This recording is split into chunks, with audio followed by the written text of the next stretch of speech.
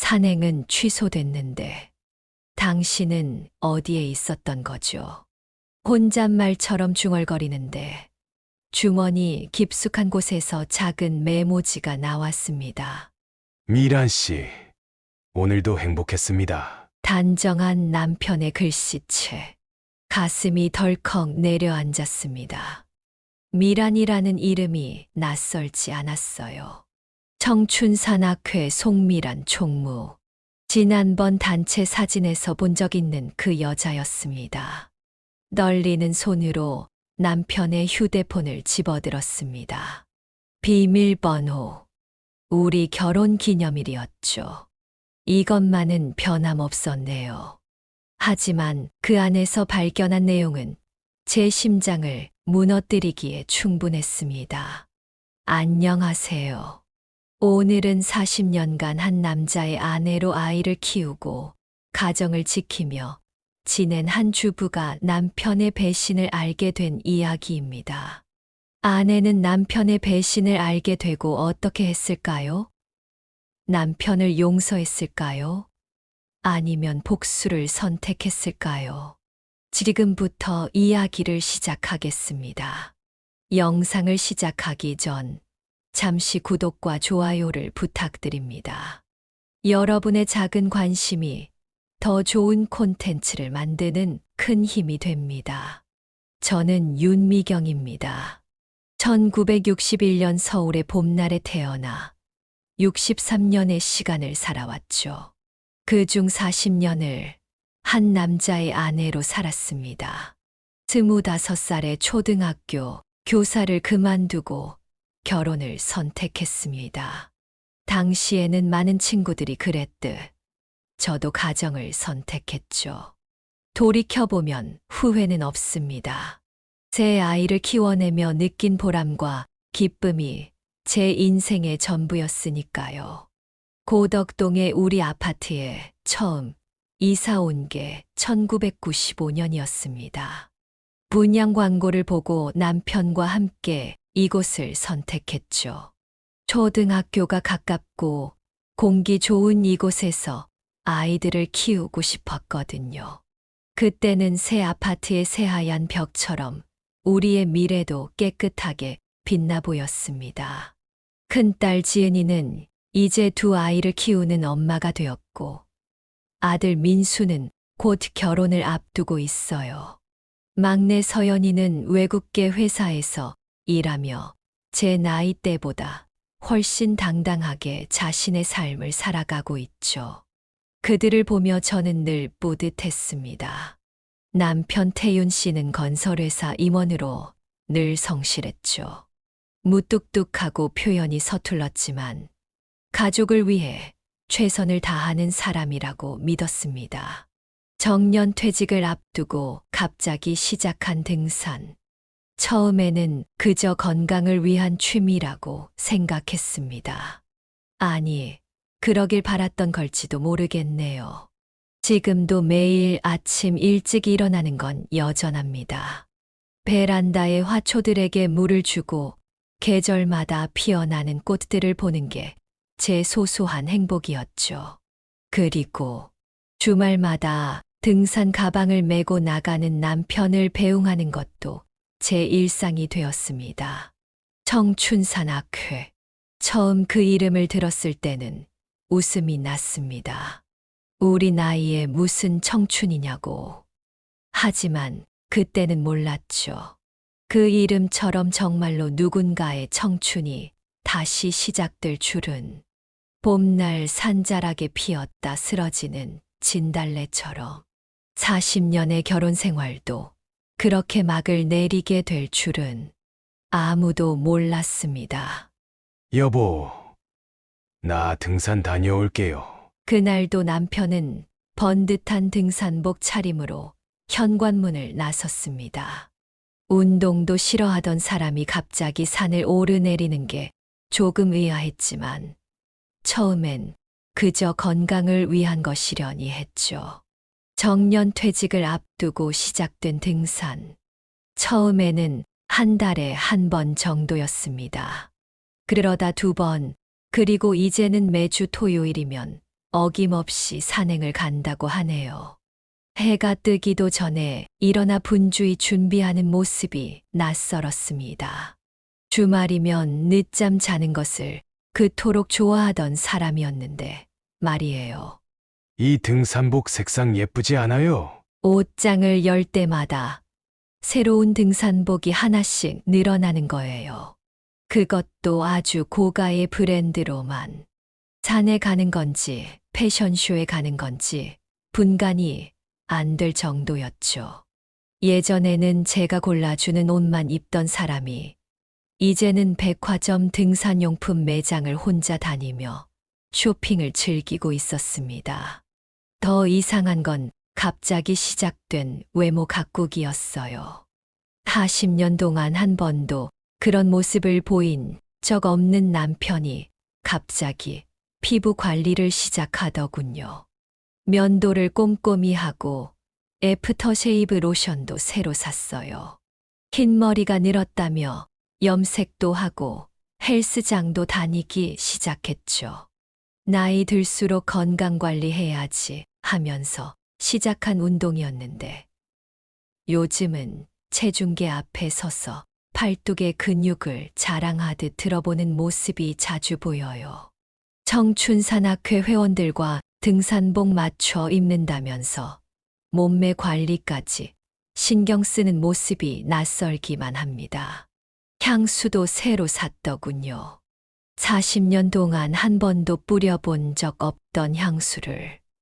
요즘은 중년 남성도 자기 관리를 해야 한다면서 백화점에서 비싼 향수를 사왔어요. 아침마다 꼼꼼히 뿌리고 나가는 모습을 보면서 저는 자꾸 생각했습니다. 과연 이 향기는 누구를 위한 것일까? 식탁에서 달라진 모습도 눈에 띄었습니다. 아침을 먹다 말고 휴대폰을 들여다보는 모습이 낯설었어요.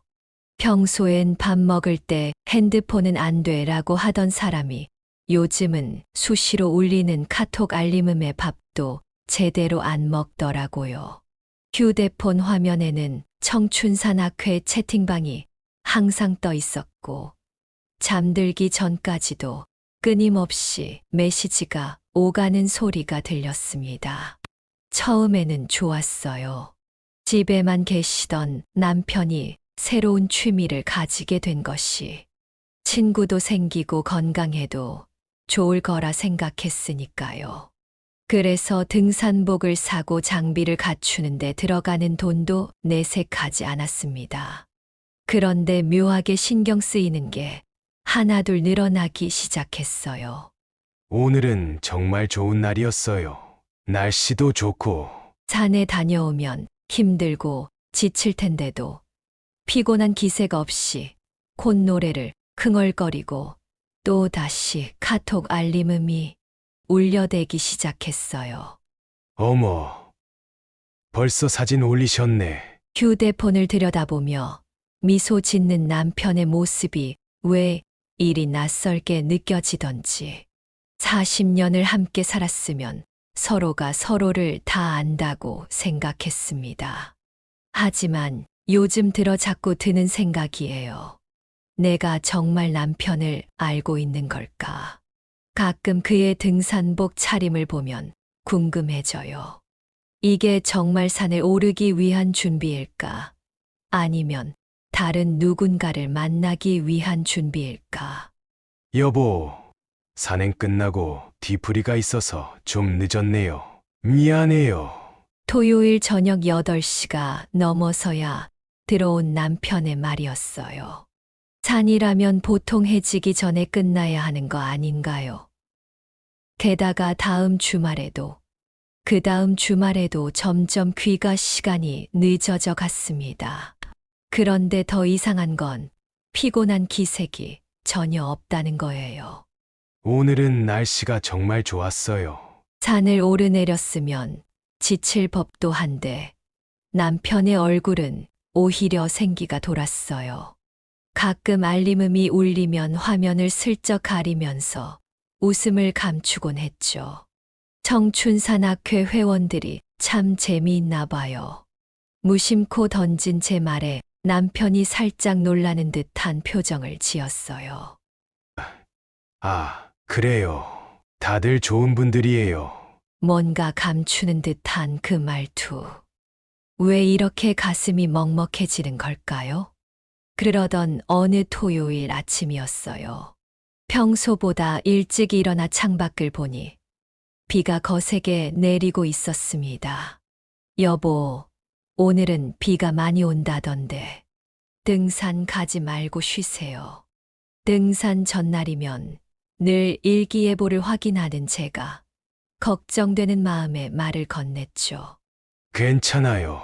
산에 가면 날씨가 다를 수도 있고, 요즘은 장비가 좋아서 비가 와도 문제 없어요. 아침 일찍 서둘러 나가는 남편의 뒷모습을 보며 이상한 기분이 들었어요. 전에는 흐린 날씨만 되어도 오늘은 그만두자며 주저앉곤 하던 사람인데 요즘은 날씨와 상관없이 한 번도 빠진 적이 없었죠. 그날 저녁 남편은 평소보다도 더 상기된 얼굴로 돌아왔습니다. 비는 많이 안 맞았어요? 아니요. 산에는 비가 별로 안 왔어요. 운 좋게 산행 잘했죠. 현관에 놓인 등산화를 정리하려다 우연히 발견했습니다. 현관 옆 신발장 아래에 걸린 우산. 접힌 채로 마른 상태 그대로였어요. 밖에는 아직도 비가 내리고 있었는데 말이에요. 남편은 평소처럼 샤워를 하러 들어갔고, 저는 그의 등산 가방을 물끄러미 바라보았습니다. 젖은 등산화, 구겨진 등산복, 그리고 왠지 모르게 달콤한 향수 냄새. 그날 밤, 저는 오랫동안 잠들지 못했습니다. 옆에서 들리는 남편의 평온한 숨소리와 달리 제 마음 속에는 자꾸만 의심이 비처럼 내리기 시작했어요. 청춘산악회. 처음 들었을 때는 그저 웃었던 그 이름이 이제는 제 가슴을 조여오기 시작했습니다. 다음 날 아침 남편의 등산 가방이 자꾸만 제 시선을 잡아 끌었어요. 40년 동안 한 번도 하지 않았던 것. 남편의 물건을 몰래 확인해 본다는 생각을 처음으로 하게 된 순간이었습니다. 일요일 아침 남편이 목욕탕에 간 사이 저는 결국 등산 가방을 열어보았습니다.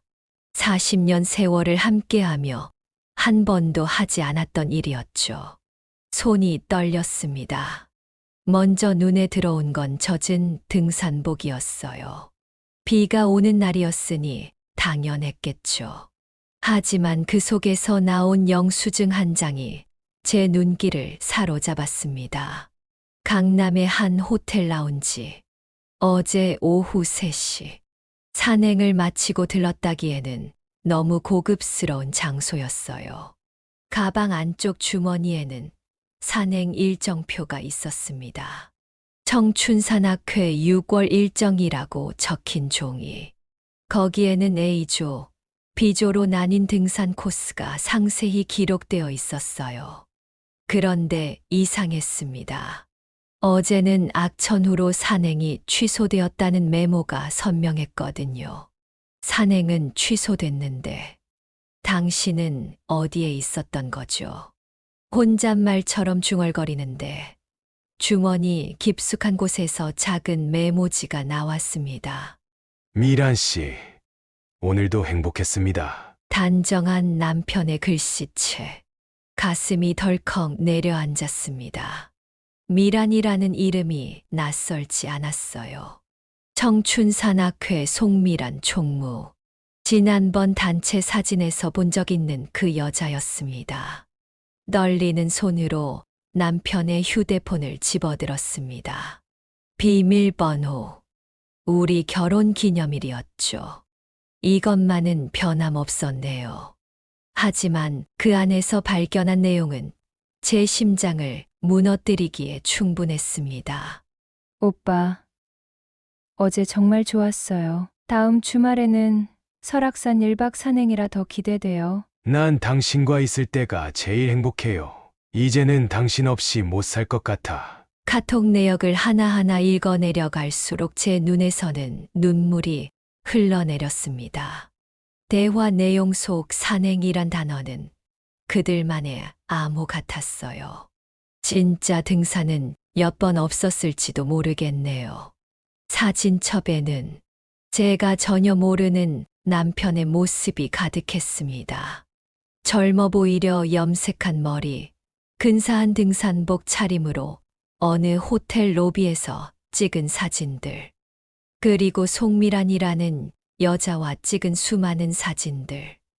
50대 초반으로 보이는 그녀는 활기찬 미소를 짓고 있었고, 남편의 눈빛은 제게는 한 번도 보여준 적 없는 그런 눈빛이었습니다. 여보, 목욕 다녀왔어요. 현관문 소리에 저는 급하게 휴대폰을 제자리에 놓았습니다. 마치 아무 일도 없었던 것처럼 평소와 같은 아침 식사 자리. 하지만 제 손은 계속 떨리고 있었죠. 다음 주말에 우리 설악산 간대요. 1박 2일로요. 밥을 먹다 말고 남편이 던진 말에 저는 숟가락을 떨어뜨릴 뻔했습니다. 방금 전에 본 메시지가 떠올랐거든요. 이번엔 좀 멀어서 많이 늦을 것 같네요. 그 말을 하는 남편의 눈빛이 왜 이리 초롱초롱한지, 설레는 마음을 감추지 못하는 그의 모습에 제 가슴은 무너져 내렸습니다. 이제 저는 알아버렸습니다. 새벽같이 서둘러 나가던 주말 아침들, 상기된 얼굴로 돌아오던 저녁들, 끊임없이 울리던 카톡 알림음, 그 모든 것들의 진짜 의미를. 창밖으로 보이는 산자락이 오늘따라 유난히 멀게만 느껴졌습니다. 과연 저 산이 우리 부부 사이를 이렇게까지 멀어지게 할 줄은 몰랐네요. 일주일간 저는 지옥 같은 시간을 보냈습니다. 남편과 똑같이 식사를 하고, 똑같이 대화를 나누고, 마치 아무 일도 없었던 것처럼 지내야 했으니까요. 하지만 이제 전 알아버렸잖아요. 그가 어디로 향하는지, 누구를 만나는지. 여보, 내일 설악산 가는데 일찍 출발해야 해서요. 오늘은 일찍 자야겠어요. 금요일 저녁, 남편은 들뜬 목소리로 말했습니다. 마치 수학여행을 앞둔 소년처럼 옷가지를 고르고 등산 가방을 챙기는 모습이 낯설기만 했어요. 그날 밤 결심했습니다.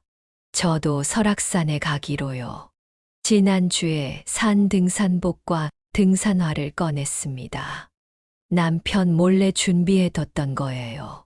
생전 처음 하는 일이라 심장이 터질 것만 같았어요. 새벽 4시 남편이 집을 나서자마자 저도 서둘러 나섰습니다. 청춘산악회 회원들이 모인다는 고속버스 터미널까지 택시를 타고 갔죠. 멀리서 남편을 발견했습니다. 그리고 송미란이라는 여자도요. 어머, 총무님 오늘 등산복이 너무 잘 어울리세요. 회원들의 칭찬에 그녀가 웃었습니다. 50대 초반의 단아한 여자. 등산복이 참 잘 어울리더군요. 그녀의 옆에 선 남편의 모습이 어딘지 모르게 어색해 보였습니다. 아니, 어쩌면 제가 40년간 보아온 그의 모습이 어색했던 걸까요? 자, 오늘은 A조, B조로 나눠서 올라가겠습니다. 총무라는 그녀가 회원들을 나누기 시작했어요. 그리고 예상했던 대로 남편과 그녀는 같은 조였습니다. 설악산으로 향하는 내내 저는 그들과 거리를 두고 뒤따라갔습니다. 다행히 등산객이 많아 들키지 않을 수 있었죠. A조는 10명 정도가 함께 출발했지만 조금씩 거리가 벌어지더니 결국 남편과 그녀만 남았습니다. 여기서 잠깐 쉬었다 가요. 중턱의 전망대. 다른 회원들은 보이지 않았어요. 숨을 죽이고 지켜보는데 그들은 벤치에 나란히 앉았습니다. 이제 곧 은퇴하시는 거죠? 네, 그래서 더 불안해요. 미란 씨를 매일 볼 수 없게 되는 게 오빠, 걱정 마세요. 우리는 이제 시작이잖아요. 남편이 그녀의 손을 잡았습니다. 40년 동안 제게 보여준 적 없는 따뜻한 눈빛으로 그녀를 바라보더군요. 여보세요? 네. 저 송미란입니다. 잠시 후 그녀의 전화벨이 울렸어요. 다른 회원들이 걱정됐는지 연락이 온 모양이었죠. 아, 네. 저희는 잠시 휴식 중이에요. 곧 올라갈게요. 거짓말이었겠죠. 그들은 그대로 하산했으니까요. 저는 그들이 향한 곳을 똑똑히 보았습니다. 산 아래 작은 펜션. 객실 키를 받아드는 남편의 손이 떨리는 게 보였어요. 더는 지켜볼 수가 없었습니다. 발걸음을 돌렸어요. 흐르는 눈물이 발밑을 흐리게 만들었지만 그래도 계속 걸었습니다. 집으로 돌아오는 길, 택시 기사님이 물었어요. 산행 즐거우셨어요? 웃음밖에 나오지 않았습니다. 그날 밤 남편은 평소보다 더 늦게 돌아왔어요. 여보, 오늘 정말 좋은 날이었어요. 날씨도 좋고 뺨이 상기된 채로 이야기하는 그의 모습이 너무나 낯설었습니다. 이제 저는 결정을 내려야 할 것 같아요. 40년이란 세월을 한순간에 무너뜨린 진실 앞에서 어떤 선택을 해야 할지. 일요일 아침 남편은 평소와 다름없이 신문을 읽고 있었습니다. 마치 어제의 일이 모두 꿈이었던 것처럼. 하지만 현관 앞에 놓인 등산 가방이 그 모든 게 현실이었음을 증명하고 있었죠. 여보, 커피 한 잔 더 드릴까요? 마지막일지도 모를 이 일상을 지켜보고 싶었습니다. 그가 좋아하는 원두를 곱게 갈아 내린 커피.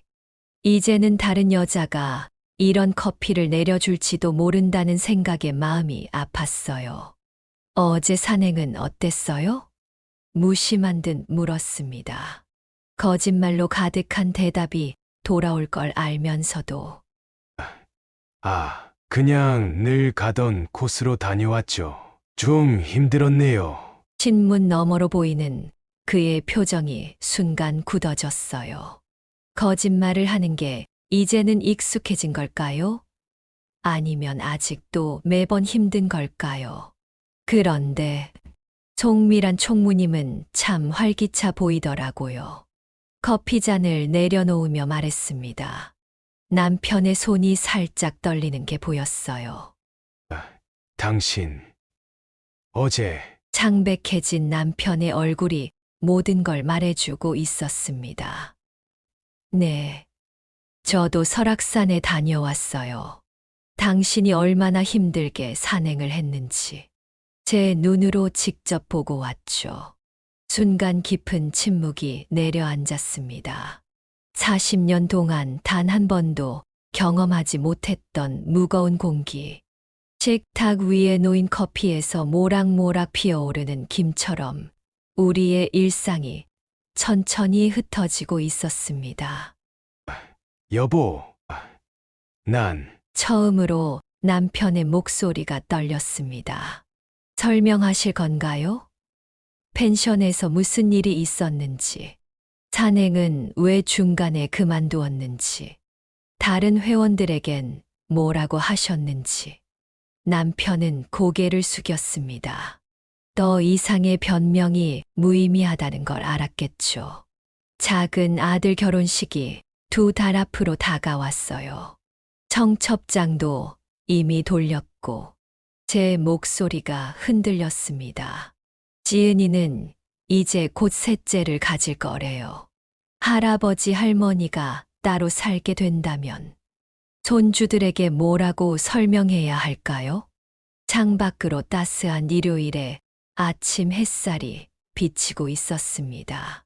이런 평화로운 아침이 더 이상 오지 않을 거란 생각에 가슴이 먹먹해졌어요. 이제 어떻게 하면 좋을까요?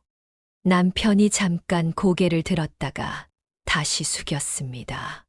그의 어깨가 떨리고 있었어요. 송미란 씨는 제가 모르는 당신의 모습을 알고 있나요? 40년 동안 저는 미처 보지 못했던 당신의 다른 모습을요. 남편의 휴대폰이 울렸습니다. 송미란이겠죠. 일요일 아침부터 걸려오는 전화. 남편은 받지 않았지만 그 전화벨 소리가 우리의 마지막을 알리는 것만 같았어요. 이제 어떻게 될까요? 우리는 창가에 놓인 화분에 물을 주며 물었습니다. 며칠 전까지만 해도 활기차게 피어있던 제라늄 꽃잎이 하나 둘 떨어지고 있었어요. 그날 이후 집에는 깊은 정적만이 감돌았습니다.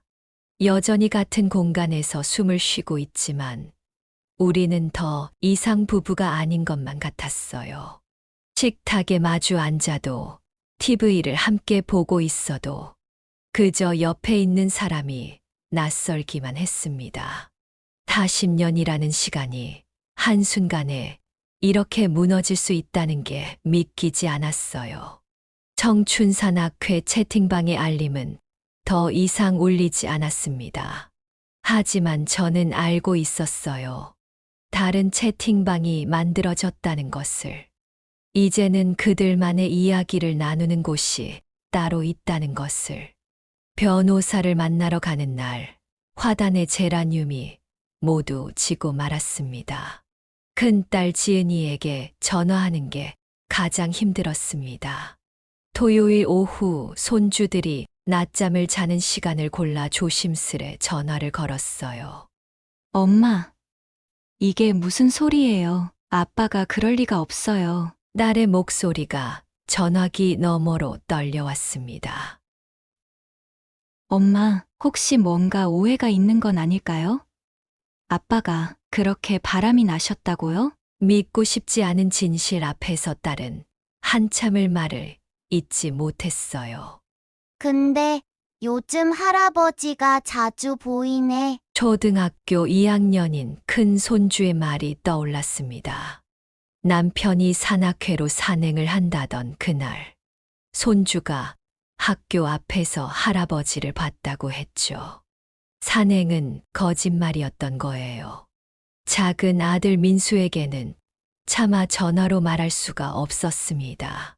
결혼을 2달 앞둔 아들에게 부모의 이혼 소식을 어떻게 전해야 할지 주말에 약속을 잡았어요. 어머니, 제 결혼식은 어떡하죠? 카페에서 마주 앉은 아들의 눈에 눈물이 고였습니다. 예비 며느리에게는 뭐라고 해야 하냐고, 하객들에게는 어떻게 설명하냐고, 막내 서연이는 분노했어요. 아빠가 어떻게 이럴 수가 있어요? 40년이에요, 40년. 그 여자는 뭐예요? 청춘산악회는 또 뭐고? 회사에서 급하게 뛰쳐나온 막내는 제 품에 안겨 엉엉 울었습니다. 법률사무소에서 변호사님은 차분히 말씀하셨어요. 증거는 충분합니다. 사진도 있고, 통화 내역도 있고, 호텔 영수증까지 있으니까요. 이런 대화를 나누게 될 줄은 꿈에도 몰랐습니다. 병원에 입원해 계신 시어머님께는 감기 때문에 잠시 요양할 거라고 말씀드렸어요. 90세가 넘으신 어머님께 아들의 불륜을 어떻게 설명할 수 있겠어요. 교회에도 나가기가 힘들어졌습니다. 강 집사님 부부 요즘 안 보이네요. 청춘산악회 다닌다고 하더니 등산만 다니나. 수군거리는 소리가 들릴 것만 같아서 발걸음을 돌렸습니다. 그러던 어느 날 송미란 씨에게서 문자가 왔어요. 죄송합니다. 하지만 전 강상무님과 헤어질 수 없어요. 서로 너무 사랑하게 됐어요. 읽고 또 읽었습니다. 사랑. 그들은 사랑이라고 부르는군요. 아들의 결혼식이 코앞으로 다가왔습니다. 어머니 결혼식만이라도 마지막으로 가족처럼 함께 해주세요. 아들의 부탁에 남편과 다시 마주 앉았어요. 결혼식 때는 아무 일 없던 것처럼 해요. 제가 먼저 말을 꺼냈습니다. 우리 민수 인생에 상처 남기고 싶지 않아요. 남편은 고개를 끄덕였습니다. 마지막으로 부부로서 함께 하게 될 자리. 그날만큼은 40년을 함께 살았던 부부이고 싶었습니다. 하지만 이제 더 이상은 돌이킬 수 없겠죠. 창가에 놓인 화분에 새순이 돋아나고 있었습니다. 진한 제라늄은 모두 시들었지만 봄이 오면 새 꽃을 피우겠죠. 제 인생도 이제는 새로운 계절을 맞이해야 할 것 같습니다. 아들의 결혼식이 끝난 다음 날, 저는 법원으로 향했습니다. 법정에서 마주한 남편은 더 이상 제가 알던 사람이 아니었어요. 40년을 함께 한 부부가 차가운 법정에서 원고와 피고로 마주하다니. 원고 측의 청구를 인용합니다. 판사님의 선고가 울리는 동안 저는 고개를 들 수 없었습니다. 위자료 3천만 원. 우리의 40년이 그렇게 정리되었습니다. 이제 저는 혼자입니다. 새벽에 일어나 커피를 내리는 일상은 여전하지만 이제는 제 잔 하나만 준비합니다. 텅 빈 거실에 텔레비전 소리만 울리는 저녁. 처음에는 너무 힘들었습니다. 하지만 시간이 약이라더니 조금씩 혼자만의 생활이 익숙해지기 시작했어요. 엄마, 이번 주말에 애들이랑 가자고 하는데. 큰딸이 수시로 전화를 합니다. 할머니, 나 오늘 발표했는데 1등 했어. 손주들의 제잘거림은 제게 큰 위로가 되어줍니다. 작은 아들 내외도 자주 들립니다. 새며느리가 요리를 배우고 싶다며 주말마다 찾아오네요. 어머니, 김치 담그는 법 좀 가르쳐 주세요. 막내는 퇴근길에 들러 저녁을 함께 먹고 갑니다. 엄마, 나 승진했어. 월급 타면 꼭 밥 사드릴게요. 아이들 덕분에 저는 조금씩 일어설 수 있었어요. 베란다의 화분들도 다시 꽃을 피웠습니다. 시들었던 제라늄 자리에 심은 새 꽃들이 활짝 피어났어요. 이제는 아침마다 꽃에 물을 주는 것이 제일 큰 기쁨입니다. 얼마 전부터는 동네 문화센터에 다니기 시작했어요. 주체화 교실에서 만난 동년배 친구들과 차도 마시고 이야기도 나누면서 새로운 인연이 제 마음을 조금씩 채워주고 있습니다.